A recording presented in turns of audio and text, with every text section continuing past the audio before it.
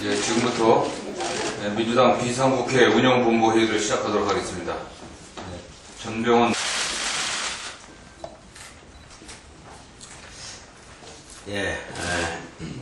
어제 국정감사에서 6일째 통일하관이 프라이카프를 검토하겠다라고 긍정적으로 답변했습니다.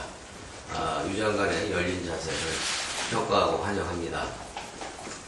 제가 지난 교섭단체 대표였을 때 제안했던 의미는 현재 생존해 있는 납북자, 국군 포로까지 포함된 이산가족 7만여 명이 10년 내에 전원 성공할 수 있도록 하는 민족 대상봉 프로젝트로서 진행을 하자라는 것이었습니다.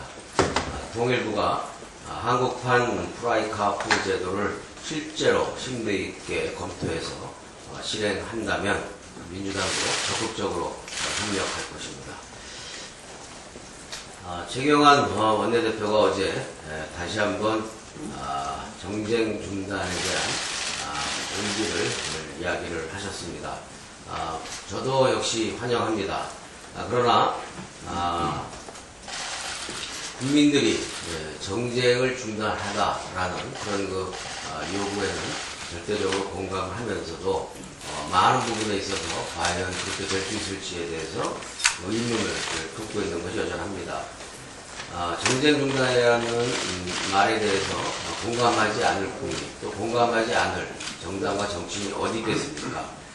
문제는 말이 아니라 구체화된 결과물이 나올 수 있도록 노력하고 이루어내는 것입니다.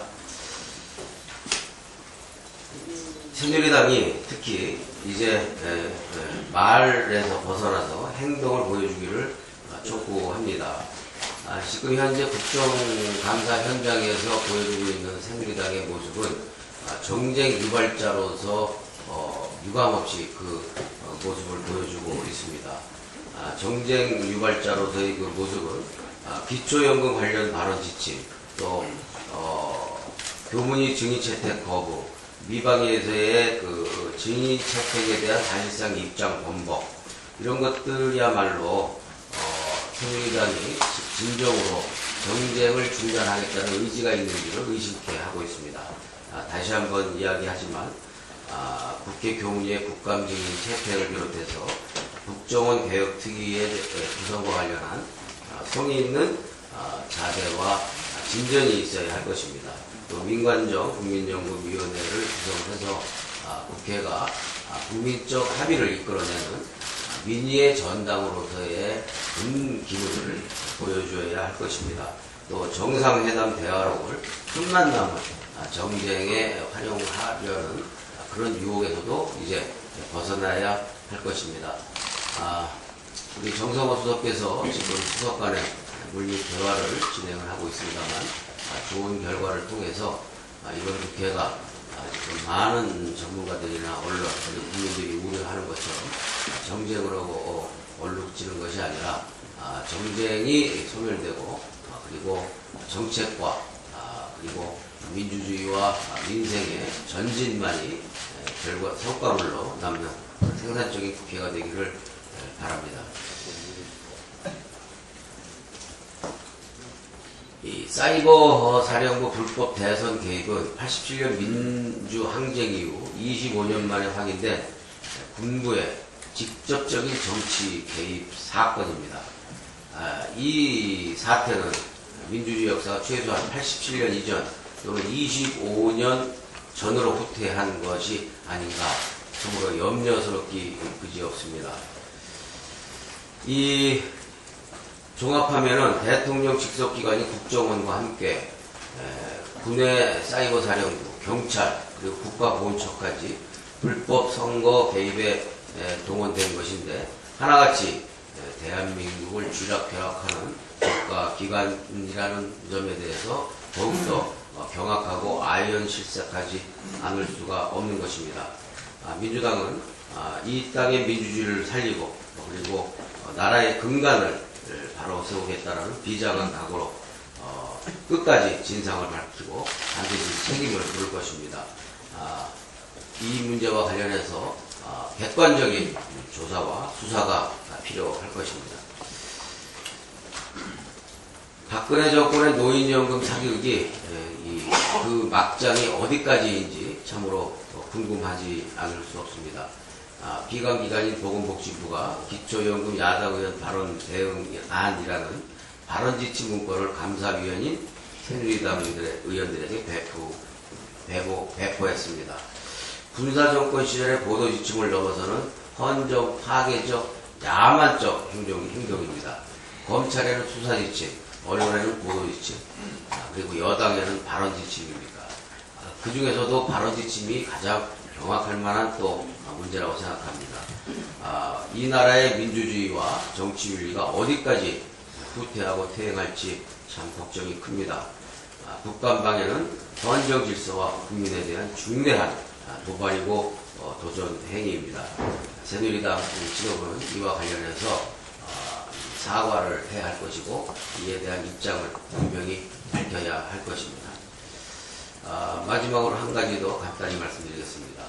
부자 감세가 세수 부족의 원인이라는 것이 다시 한번 명백하게 밝혀졌습니다.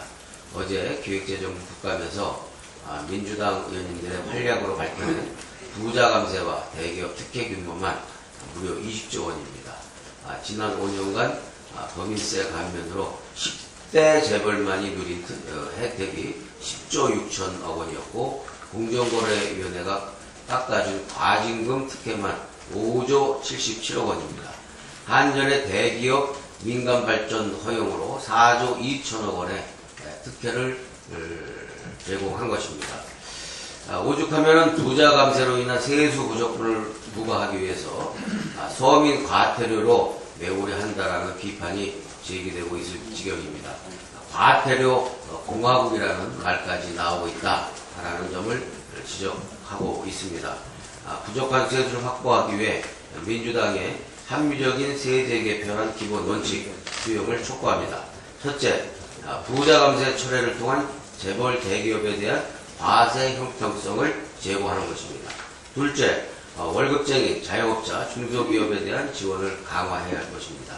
아울러 무차별적인 그런 세무조사 중단해야 할 것입니다. 셋째, 세무행정 투명성 확보를 통한 성실 납세자와 억울함을 해소하는 것입니다. 이것이 민주당이 정부에 촉구하는 세제 개편안의 기본 원칙임을 밝혀집니다. 네, 다음 장병환 정치부장. 국정감사를 통해 밝혀진 기초연금과 관련된 내용들이 모두 충격적입니다. 박근혜 대통령이 나홀로 고집하는 기초연금안이 얼마나 자신이 없으면 복지부가 청와대에 보고한 기초연금안 보고서 원본 제출을 거부한 채 감축에 급급하고 있고, 연금 문제에 대한 주무처인 복지부의 생산 문서가 당관 결제도 받지 않고 청와대에 전달되었습니다. 또한 국민행복연금위원회 위원 모두가 반대한 연금안이 청와대의 외압으로 정부 최종안으로 둔갑된 것이 밝혀졌습니다. 그것도 모자라서 복지부는 기초연금 야당 의원 발언에 대한 대응 문건을 만들어 새누리당 의원들에게 배포하였고, 여당 의원들은 복지부가 제공한 대변을 국감에서 앵무새 마냥 반복하였습니다. 피감기관이 배후 조정한 대로 움직이는 하수인으로 스스로를 전락시키는 것입니다. 국회의 대정부 견제와 감시라는 헌법 정신을 위반한 기초연금 국감 질의지침은 박근혜 정부와 새누리당이 공모하여 벌인 국감 무력화 공작 사건으로 유신시대의 언론 보도 지침의 망명을 떠올리게 합니다.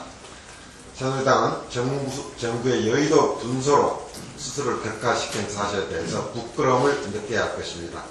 그리고 복지부는 도대체 누가 지시했길래 장관도 공석인 상황에서 이러한 문건을 만들어서 배포한 것인지 그 전모를 국민에게 고백해야 할 것입니다. 국가 중기 재정 운영 계획은 국가 경영의 모든 기본이 되는 내용입니다. 그런데 이 박근혜 정부가 첫 발표한 국가 중기 재정 운영 계획의 핵심 내용에 문제가 매우 심각합니다. 국가 재정을 파탄난 MB정부가 장밋빛 성장 전망과 재정 수입 예측으로 현실성이 전혀 없는데도 불구하고 임기 말에 균형 재정을 달성하겠다고 중기재정 계획을 발표했던 건데 똑같은 그러한 우가 박근혜 정부에서도 반복되고 있습니다. 막대한 세수 결손 사태, 정부 스스로도 금년에 8조 원 이상의 세수 결손이 난다고 인정을 하면서도 세입 확충 노력은 재벌과 슈퍼 부자를 위해 거부하면서 상반기 추경 때와 같이 부족한 세수를 적자 국채의 확대로 연명하겠다는 박근혜 정부의 비현실적인 국가재정 운영 계획입니다. 2017년에 균형재정을 이루겠고 국가 채무 비율도 하향 안정시키겠다는 것이 이번 중기재정 운영계획의 골자입니다만은 이런 요술 방망이가 있다면 도대체 지구상에 이런 재정위기는 존재하지 않을 것입니다. 재정운영 전망을 엉터리로 작성하는 행위는 재정 파탄에 대한 대책을 정부가 외면하겠다는 의미입니다. 이는 정부가 정부위기를 포기하겠다는 것이고 나라가 파탄 나도 수수 방관하겠다는 것으로 무책임의 극치가 아닐 수 없습니다. 다시 한번 재정운영계획을 이렇게 비현실적으로 엉망으로 작성하는 것은 국민에 대한 범죄 행위라는 것을 명심하시기 바랍니다. 한국감정원이 발표한 주간 아파트 가격 동향을 보면 전세가는 59주 연속 상승해서 최장 기록 수입이 초입기에 들어갔습니다. 뿐만 아니라 시간이 갈수록 오른 폭도 커지고 있는 것으로 조사되었습니다. 또한 8.28 대책 이후에 9월부터 6주 연속 매매 가격도 오르고 있어서 집 없는 서민들의 서름이 더욱 깊어가고 있습니다. 박근혜 대통령과 새누리당 전월세 대책의 대표 상품인 목돈 안 드는 전세제도가 시장에서 철저히 외면받아서 실패한 것도 모자라서 전월세 폭등을 잡지도 못한 정책을 내놓아서 전월세 가격과 매매 가격이 동시에 상승하는 최악의 결과를 초래하고 있습니다. 이제 이렇게 현실성 없는 전월세 대책을 고집할 것이 아니라 민주당과 국민이 요구하는 전월세 상한제를 조속히 수용해야 할 것입니다. 네, 41년 전 오늘, 그러니까 1972년 10월 17일입니다. 박정희 독재의 서막을 알리는 10월 유신이 단행된 날입니다. 국회는 해산당했고 전국에는 비상계엄이 선포됐습니다. 모든 민주주의 제도는 정지됐고 구국을 팔아서 장기 집권을 위한 독재 체제의 구축에 올인했습니다. 국민 의회 말살, 언론 탄압 등 정상적인 민주주의 체제에서 상상할 수 없는 일들이 그때 그 사람들에 의해서 자행되기도 했습니다. 그때 그 사람들이 누구인지, 지금 어디에 있는지 더 말씀드리지 않겠습니다. 따라서 41년 전 오늘은 결코 잊어서는 안 될 것입니다. 새누리당 일각에서 20년 집권이니 장기 집권이 하는 발언들은 그냥 해온 말들이 아닐 것입니다. 그때 그 사람들의 후예인 바로 새누리당은 호시탐탐 어게인 1972년을 외치고 있는 것입니다.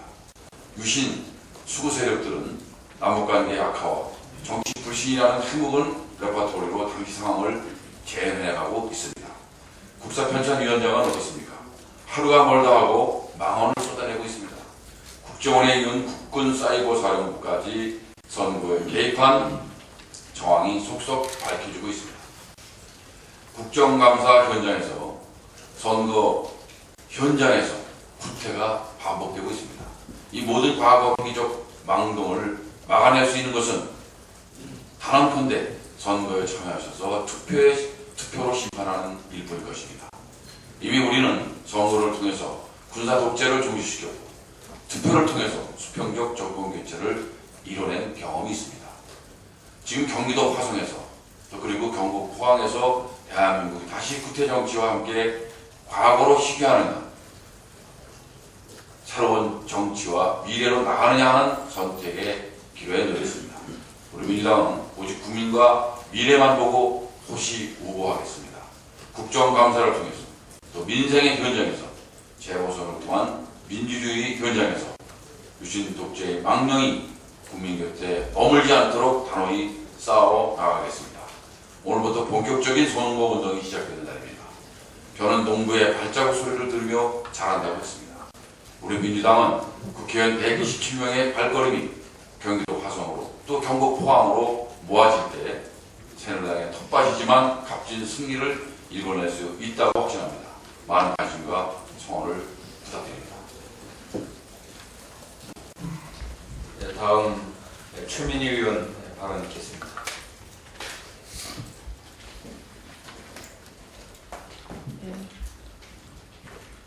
대한민국에서 어떠한 형태의 특권이나 특혜는 용납되어서는 안 됩니다.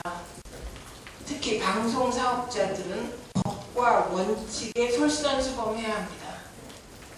그러나 종편에 대해서는 법과 원칙이 적용되고 있지 않습니다. 막말 저질, 승인조건 위반, 일부 종편의 주주 구성의 불법성 내지 편법성이 만천하에 드러났음에도 불구하고 종편은 그대로 우연하게 방송을 하고 있습니다. 이제 현실을 고려하여 종편의 옥석을 가릴 때가 되었다고 생각합니다. 참 나쁜 종편 중에서도 가장 문제 있는 종편은 속가내야 할 때가 되었다고 생각합니다. 이 모든 종편의 잘못된 행태 가운데 방송통신위원회가 있습니다. 방송통신위원회는 종편이 막말, 저질, 편파 방송으로 방송을 하향 평준화시켜도 침묵했으며 시정명령 내릴 것이 지금 현재도 한두 개가 아님에도 불구하고 제대로 행정행위조차 하고 있지 않습니다. 김창경 전 미래저축은행에게 차명으로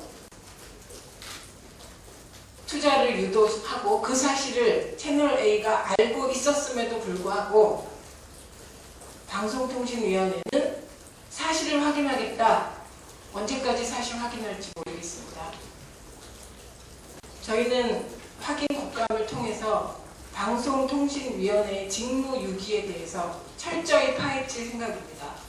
방송통신위원회는 지금이라도 시정명령 내릴 종편에 대해서는 시정명령을 내리고 불법성이나 편법성으로 인해 검찰 조사가 필요한 종편에 대해서는 검찰에 고발해 주십시오.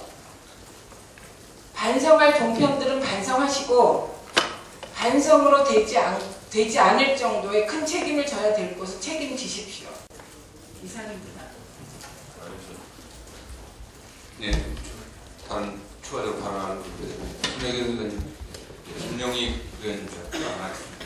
이 문건에는 기초연금 주제별로 야당 의원의 발언 내용, 대응 논리 등이 정리되어 있습니다. 보건복지부가 여당 의원들에게 준 발언 지침서에 해당한다고 볼 수 있습니다. 예를 들어 첫 페이지에 보면 1. 정부하는 공약 후퇴. 박 대통령의 공약 파기는 민생 포기 선언이나 다름없다. 김한길. 최고위 9월 24일. 국민연금에 대한 불신이 커져 3만 명이 탈퇴하고 전국이 들끓는데 이게 공약 후퇴가 아닌가. 김용희 본회의 10월 1일. 공약 파기해놓고 해명하느라 총리가 진땀 흘리고 있음. 강기정 본회의 10월 1일. 이런 식으로 일일이 정리를 해놓고 있습니다. 국정감사에서 보건복지부는 피감기관이고 여당 의원은 국회의원으로서 보건복지부를 감사해야 하는 위치에 있습니다. 그런데 이 문서는 피감기관이 감사권자에게 어떻게 하라는 지침을 주고 있는 셈입니다. 마치 범인이 검사에게 수사를 어떻게 하라고 지시하는 것과 같습니다. 한마디로 어이없는 블랙 코미디입니다. 박근혜 정부와 새누리당이 이런 문건을 작성하고 아무렇지도 않게 생각하고 있다는 것은 난랩상을 보는 것 같습니다. 이 문건으로 인해 새누리당은 국정감사를 할 자격을 상실한 것입니다. 새누리당은 왜 갈수록 유신정 오해를 닮아가는 것일까요? 시절이 유신시대로 돌아가니 여당도 유신정 오해를 닮아가는 것인가요? 정당으로서의 최소한의 최신을 지키시기 바랍니다. 예, 복지부의 기초연금 야당 대응 문건이 발견되고 난 다음에 저희 민주당이 어저께 기자회견을 복지위원 중심으로 열었습니다. 그거에 대해서 새누리당 복지위원들이 또 반박하는 입장을 발표했습니다. 그 내용을 좀 소개하겠습니다. 이 대응 문건이라고 하는 게 복지부 홈페이지에 들어가면 다 나와 있는 내용이다 라고 주장했습니다. 그러나 복지부 홈페이지 어디에도 야당 발언 내용을 소개하면서 그에 대한 반박 논리를 싣고 있지 않습니다. 또 국정 동반자인 여당으로서 당연히 정부 부처 입장을 파악해야 된다고 변명했습니다. 그러나 이미 정부 입장은 다 발표돼 알고 있습니다. 감사기관인 여당 국회의원이 피감기관인 정부에게 야당 대응 논리를 요청한 것 자체가 국내 대표기관인 국회 역할을 망각한 것입니다. 또 민주당에서 정부 기초연금안에 대한 사실관계를 왜곡한다고 주장했습니다.